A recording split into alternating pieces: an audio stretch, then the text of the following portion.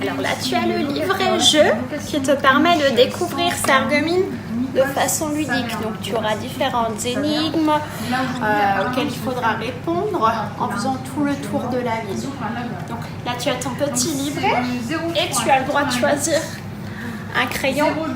Voilà comment commence la visite de la ville version jeunesse, telle qu'elle est proposée par l'Office de tourisme de Sarreguemines.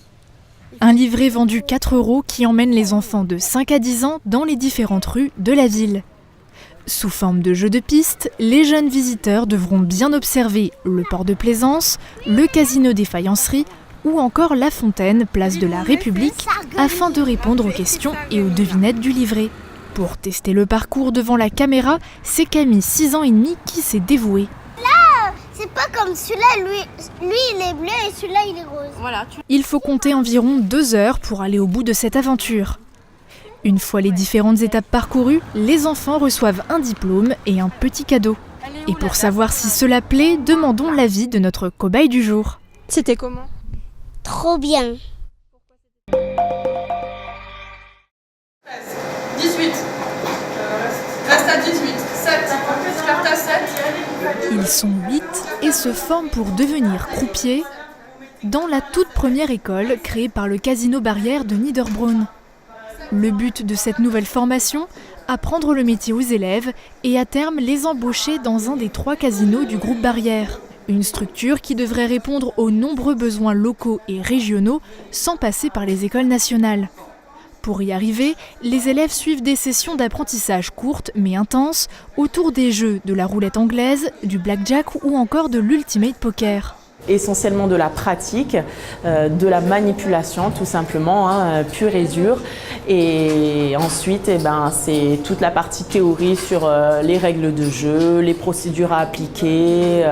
Donc là, aujourd'hui, on a passé ce cap et je peux réellement les mettre dans le vif du sujet sur l'apprentissage et le déroulement d'une partie. En collaboration avec le Pôle emploi, le casino souhaitait avant tout trouver des candidats sans exiger d'eux une première expérience dans le domaine. Le recrutement se basait essentiellement sur la personnalité de chacun et leur savoir-être. On a besoin d'avoir des personnalités différentes car nous accueillons des clients différents qui viennent d'horizons différents, qui n'attendent pas forcément la même chose. D'où leur profil très différent. Avant, j'avais commencé des études en langue étrangère appliquée. J'ai arrêté et ensuite j'étais vendeuse en chocolaterie-pâtisserie.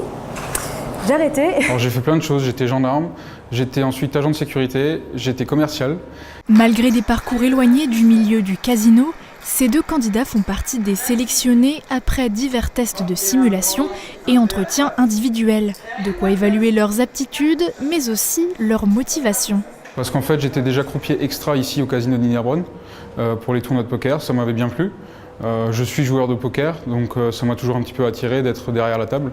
Il y a tout ce qui est déjà interaction avec les clients. En fait, il y a toute une facette du métier que je ne connaissais pas du tout. Donc animateur de la table, c'est un peu comme revêtir un costume en fait. Tout au long de la formation, le maître mot est la concentration. Manipulation des jetons, calcul mental, gestes techniques, chaque détail compte. Il ne leur reste plus que 2 semaines de formation avant de pouvoir travailler dans des conditions réelles. Et si le succès est au rendez-vous, le Casino Barrière pense ouvrir d'autres sessions et pourquoi pas former les croupiers de demain dans toute la France.